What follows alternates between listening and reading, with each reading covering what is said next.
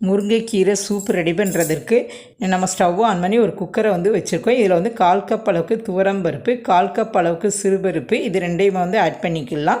இப்போ வந்து 10 சின்ன வெங்காயம், ஒரு 5 பூண்டு பற்கள், கொஞ்சமாக வந்து சீரகம் வந்து ஆட் பண்ணிவிட்டு ஒரே ஒரு தக்காளியும் வந்து ஆட் பண்ணிடலாம். இப்போ இதுக்கு தேவையான அளவு உப்பு, கொஞ்சம் வந்து பெருங்காயத்தூள், இந்த ரெண்டையுமே வந்து ஆட் பண்ணிடலாம்.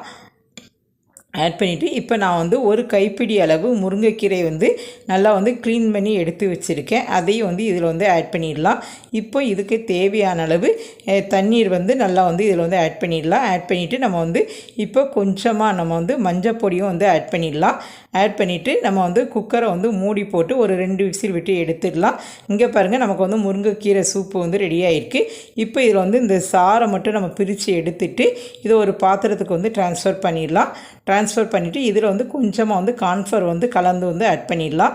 இப்போ இது வந்து நல்லா ஒரு கொதி வந்ததுக்கப்புறம் தேவையான அளவு பெப்பரும் நம்ம வந்து கொஞ்சமாக வந்து உப்பும் ஆட் பண்ணிடலாம். இப்போ வந்து நல்லா ஒரு கொதி வந்ததுக்கப்புறம் கொஞ்சமாக வந்து கொத்தமல்லி இலைகளை வந்து ஆட் பண்ணிட்டோம்னா நம்மளுடைய முருங்கைக்கீரை சூப்பு ரெடி.